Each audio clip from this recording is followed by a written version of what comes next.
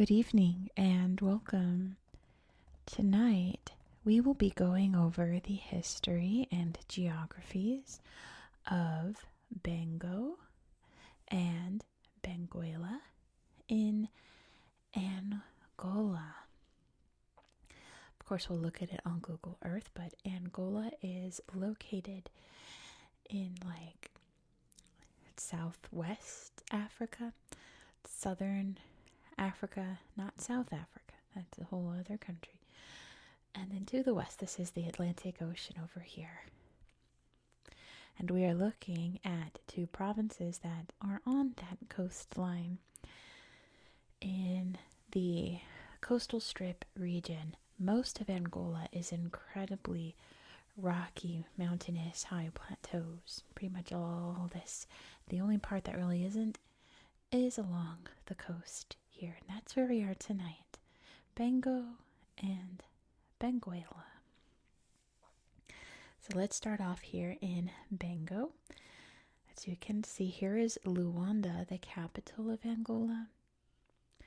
I'll mention it in history, but this used to be all one big province, and they split it in two because Luanda is a very big city, especially in recent years. In the past decade or so, it's absolutely grown in terms of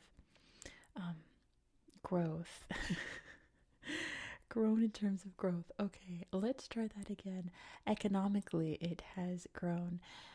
Infrastructure, high-rise buildings, everything you can imagine in a huge capital city you can find in Luanda today.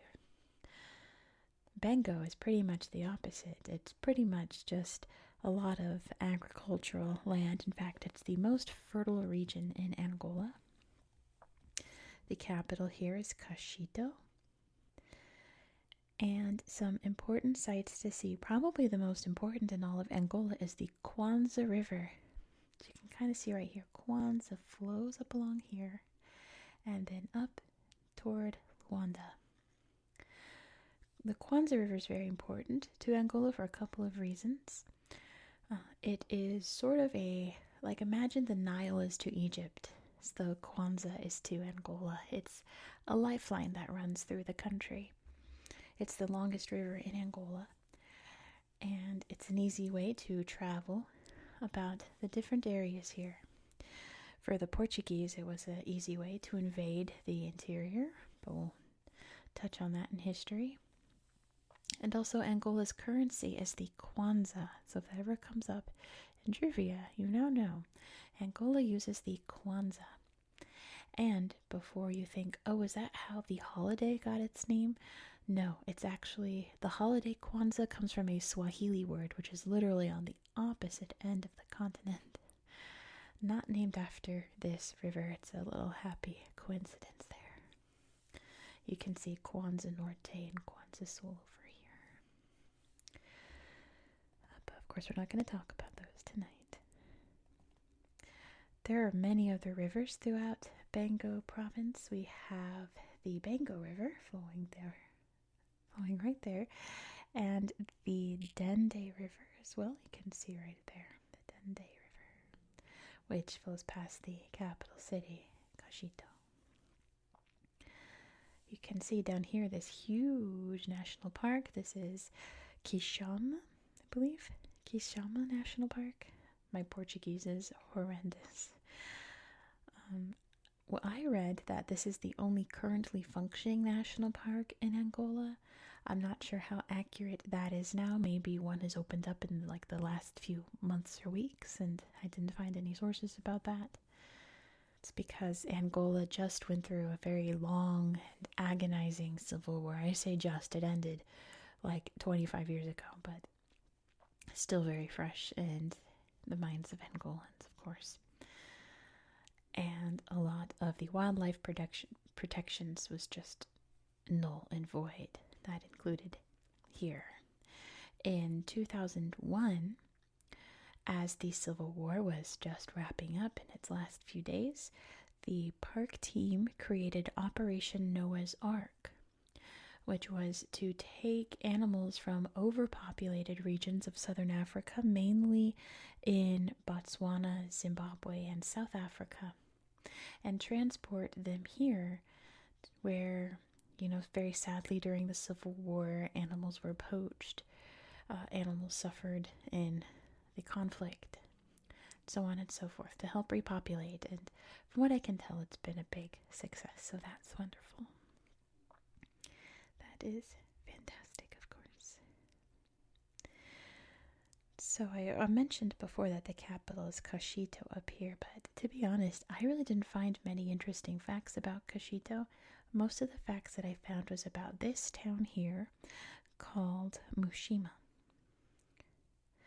The Portuguese built a fort here in 1599, and it was mainly used for the processing of slaves that were captured in central Angola. They built a little Catholic church there, mainly to baptize the slaves before they were shipped out, mainly to Brazil, of course, across the ocean. In 1833, however, and I didn't find a lot about this, it's mainly just sources that said it in passing, but the Virgin Mary was spotted here in Muxima. It led me down a long rabbit hole. I found a website that indexed every Virgin Mary sighting, and I spent way too long reading that, just being fascinated. But it didn't mention this one, so I don't have a lot of details about what happened, who saw it, so on and so forth, but it did happen here. And now this church is a pilgrimage site. They have a big to-do every year on the anniversary of the sighting, and I'll show you pictures of that on Google Earth. It's actually huge for such a little tiny town with a little tiny church on a little tiny outcropping. Big gathering. And pretty much the only other news I found from Bengo was that division I told you about. That was in 1980, not long after Angola gained its independence from Portugal. But also, a dinosaur was discovered in Bengo, I believe along the banks of the Kwanza in 2011. Because, of course, now that stability has reached Angola, science and archaeology, things like that, can explore the country. So they found a new dinosaur there, and they named it the Angola Titan, which is a great name. It looked like a big brachiosaur, or in my day we called it brontosaurus. It looks like one of those, just a big long neck, right? If you know your land before time. But that's pretty much all that I found about Bengo. I didn't find too many pictures on Google Earth. A lot of it is just farmland, pretty much, but what I did find was pretty interesting, so we will check that out after we talk about Benguela, which is very fascinating. You can see here the city of Benguela, the second largest city in Angola, of course after Luanda. There's also the city of Lobito we're going to talk about, very important. And the rest of Benguela, if I didn't find any pictures in Bengo, I found pretty much nothing throughout Benguela. It's all right here on the coast. No pictures of anything out here, so I assume it's also mostly just farmland and small villages, things like that. An interesting geography note about Benguela is that along the Atlantic Ocean here, along the continent of Africa, is the Benguela Current. And I don't know how it works. I don't know enough about how the earth moves and ocean currents and things, but something with that current creates this very interesting landscape along this coast of Africa, starting here in Benguela and stretching down. I wonder if I can slide this up a bit and show you. Of course I'm going to show you on the tablet, but down here is Namibia, and you can see the Namib Desert, the Skeleton Coast. Hope you can see that Skeleton Coast. It's very deserted over here. There are massive, huge sand dunes, and just a complete desert landscape along the ocean. It's absolutely stunning. It's on my bucket list to go see the Skeleton Coast. But for whatever reason, for however our beautiful planet moves, the Benguela Current creates that dry, arid desert right on the coastline. Isn't that so interesting?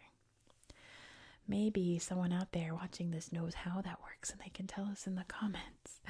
I'd appreciate that. But yes, most of Benguela, as I can tell, is that coastal strip region of Angola. It starts to get a little deserty down here because of that current. I found a bit more history here in Benguela. It's pretty interesting. There are, of course, many ethnic groups all throughout Angola, before colonization and after to this day. In Benguela would have been the Ndombe culture. Ndombe. When the Portuguese arrived, they first made contact with the Dongo, the 1500s. That turned into a very long conflict, if you know the story of Queen Singa. It's fascinating. One of the best girl bosses of history. Of course, however, the Dongo fell to the Portuguese and they conquered them in like the very tail end of the 1500s. They made contact with the Ndombe in 1615. Once the door was kind of opened after they defeated the great rival on the coastline, they could interact with more. And I guess the Portuguese learned their lesson that maybe they shouldn't go in guns blazing against these people because obviously they're going to fight tooth and nail for their homeland.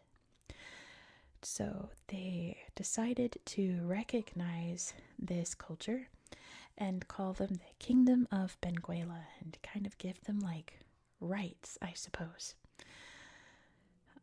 They were very much a part of the slave trade. I believe it was one of those instances where, you know, they would give them money for slaves to go into the interior and find slaves for the Portuguese. One of those very sad agreements, of course. The city of Benguela was founded in 1617, and of course this would be a slavery hub. I don't know how else to describe it, for the slave trade to again ship out slaves mostly to Brazil and the Caribbean, mainly like Cuba, from what I can tell in my research.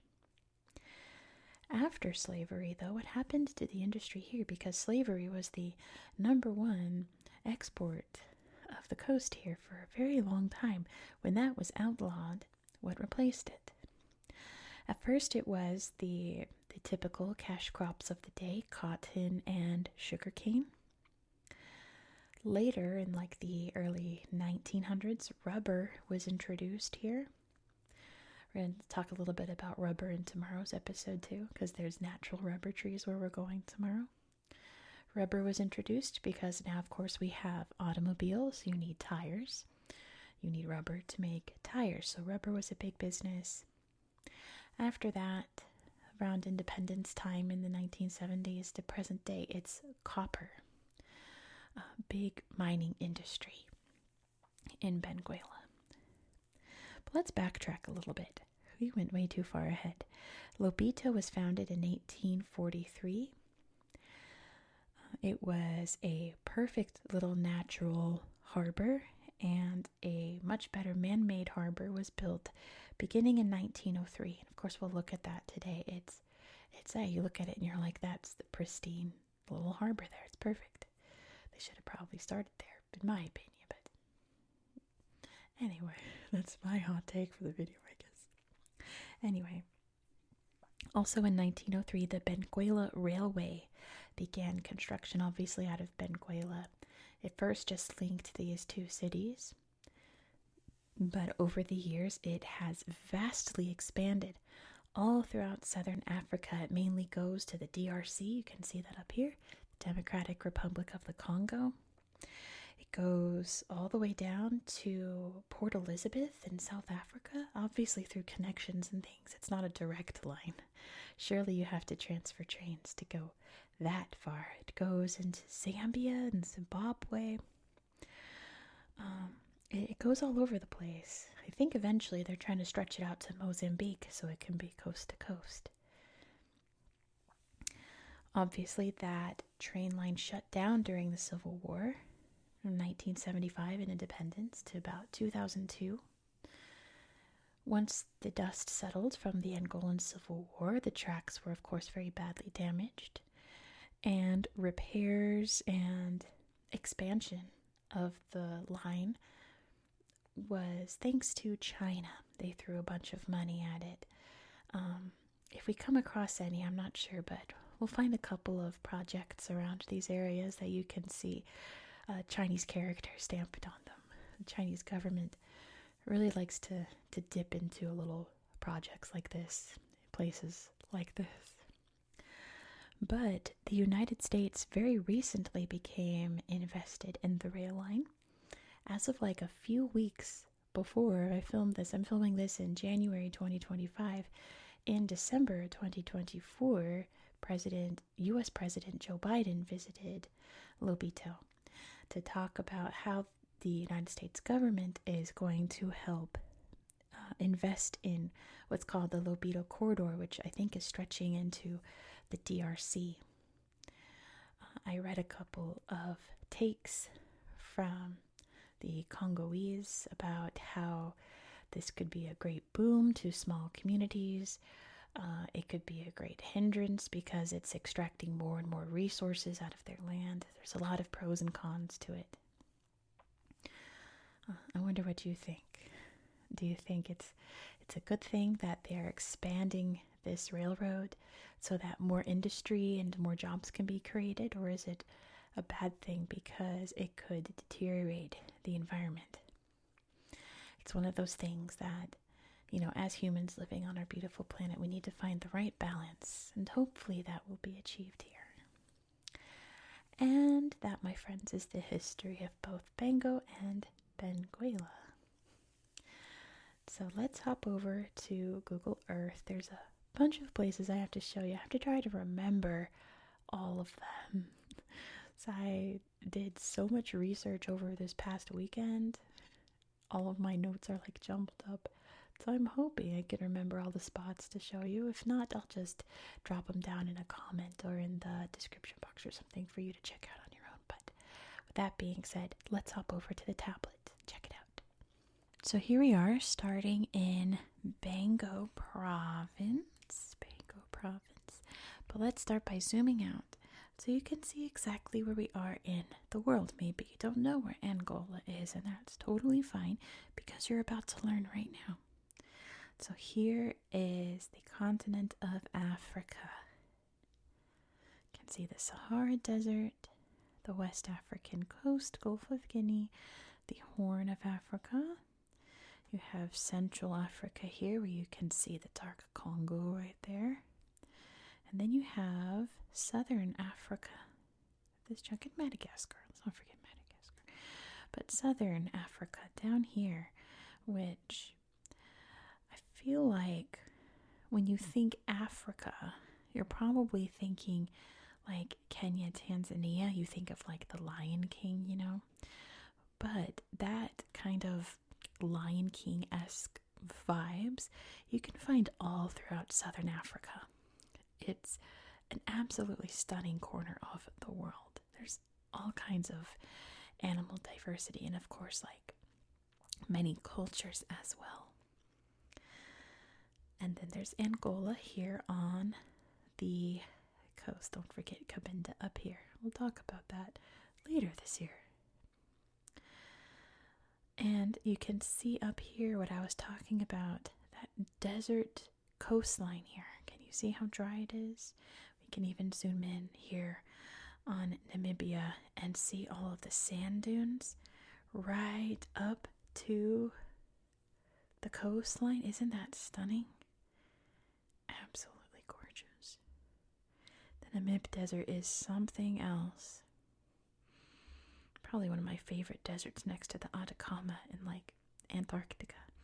But you can see just how like barren and rocky that coastline is, and that is due to the Benguela current down there. For whatever reason, that's what it does. So here's Bengo province. Let me see if... Okay, so this is the national park with the slideshow.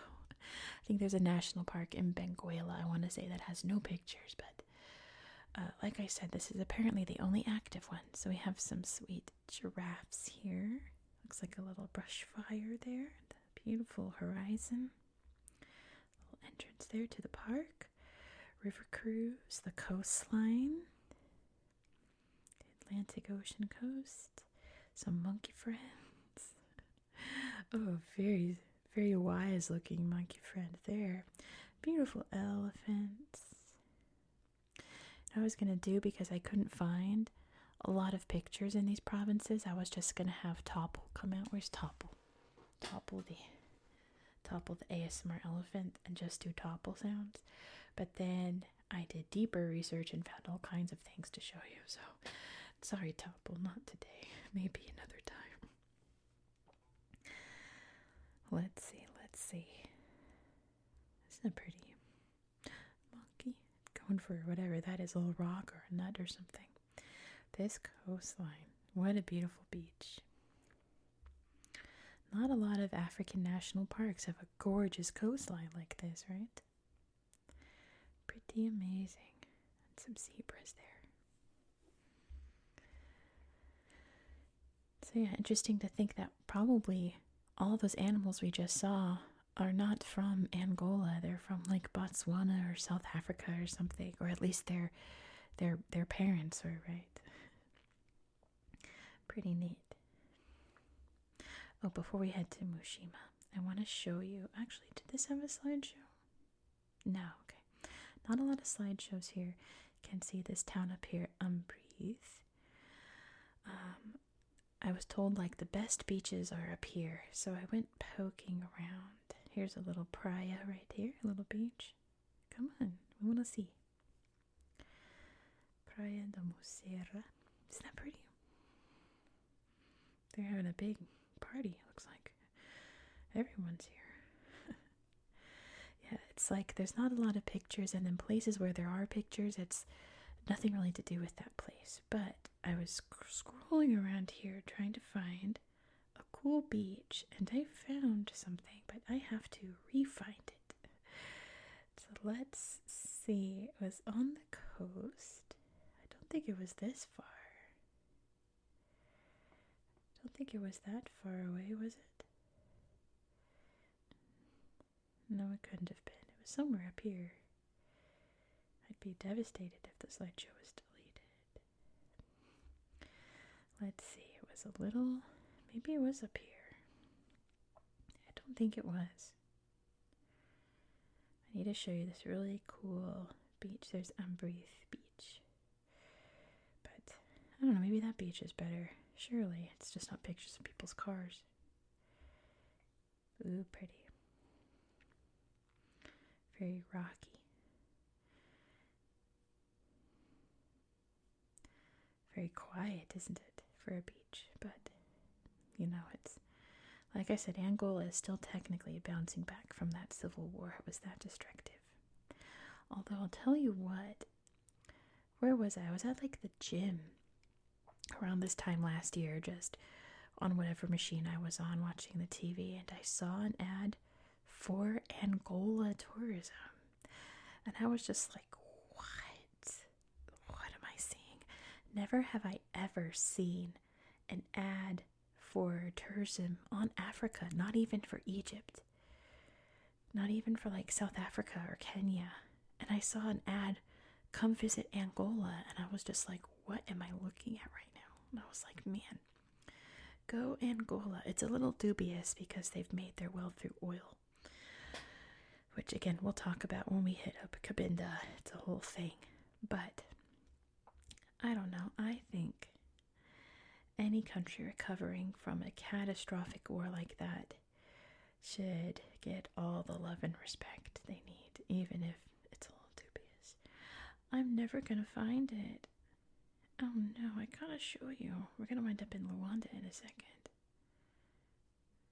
Oh no, I lost it. See, this is what I was afraid of. I can't remember where all the things I saw were. Hope you're enjoying a tour of Angola's coastline. Oh well.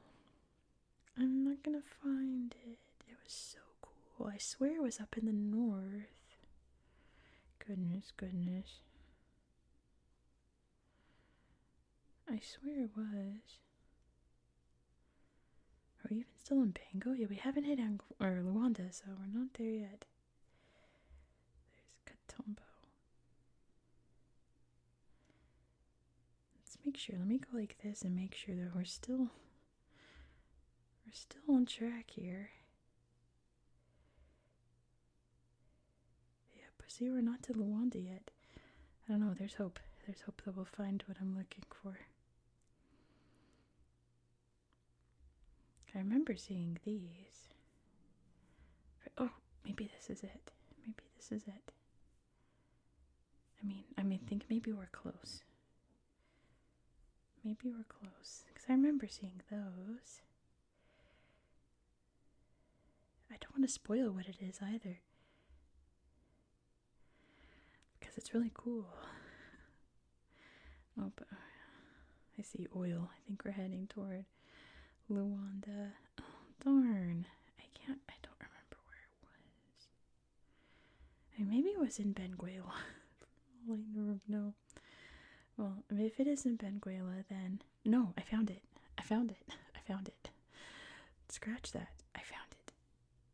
Cementerio dos Navios. It's a ship cemetery. Gosh, what did that take? Like 5 minutes for me to find? Look at this.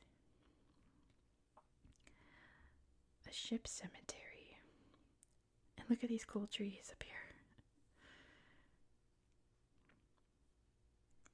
See, this is worth it. Look at that. You don't find a lot of ship graveyards. I mean, there's a huge one off the Namib coast, the Skeleton Coast.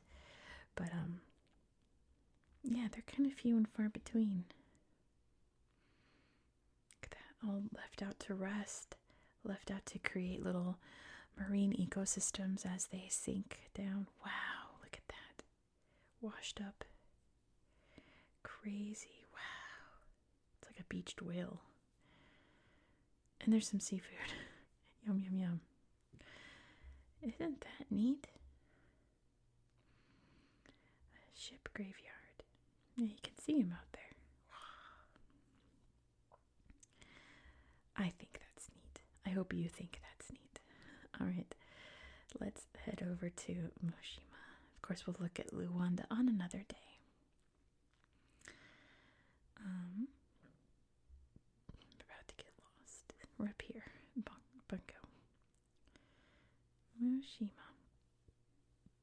So, here's this little town, right? Just a little spot. And over here is where the old fort and the church, all up here.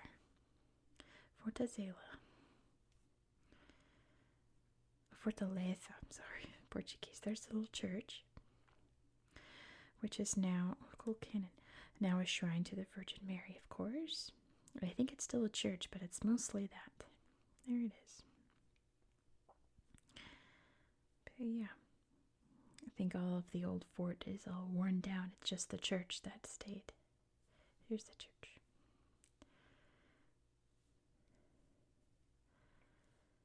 Look, big old Virgin Mary there, painted there. I think that's neat. There's the river going by. Beautiful little sanctuary there to the Virgin Mary. I think that's an old outcropping there. And let's see, look at this gathering of people. Absolutely huge for such a tiny little town. A tiny little space, right? Nice.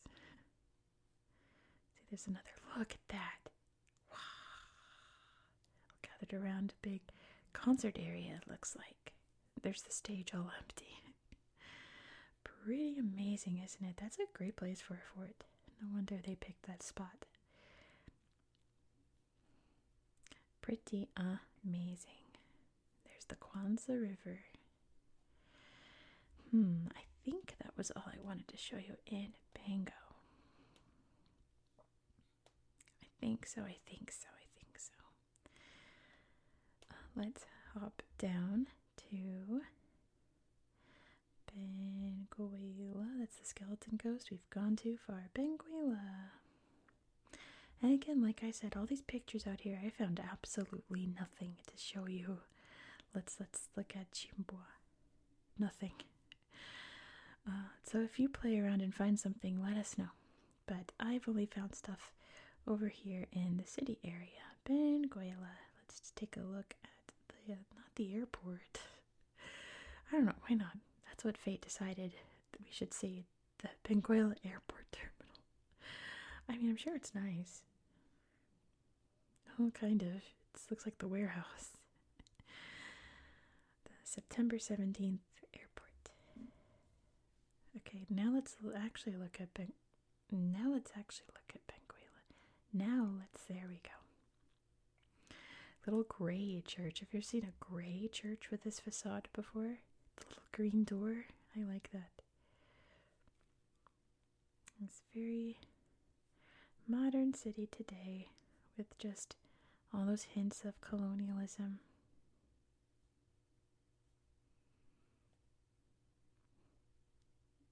Pretty. And then up here we have Lobito. See this huge port area? Lobito Bay. It's perfect. I think this is a good slideshow up at the very tip. You can see ships on the horizon. Here they come, bringing goods to and from Angola. Surely mainly just shipping oil out, but hello, sir. Hello, sir. Hello, whatever. Selfies. It's a good place to take selfies. Whatever comes and goes throughout this area comes and goes through here, clearly. Let's look at, go back to the slideshow. Lobito.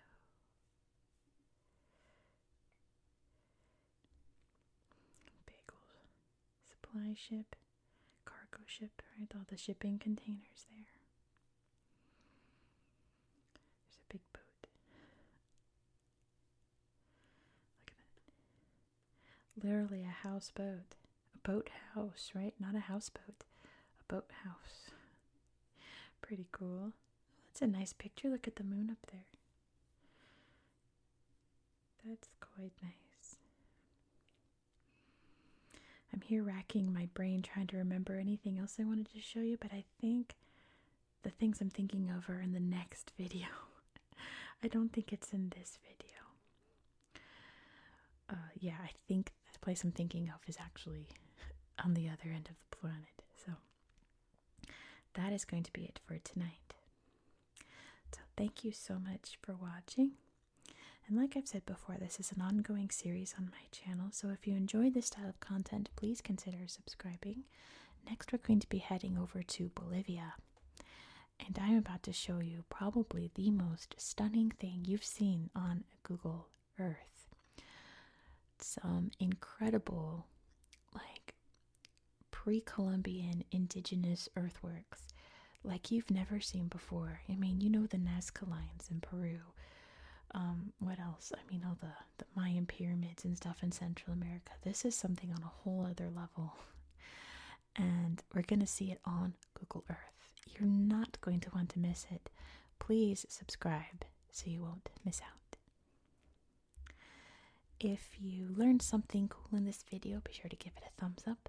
Let me know any cool facts you learned down in the comments below. I hope that you found this video to be relaxing and educational, and I hope that you have a good night. Good night. Good night. Good night. Good night. Good night.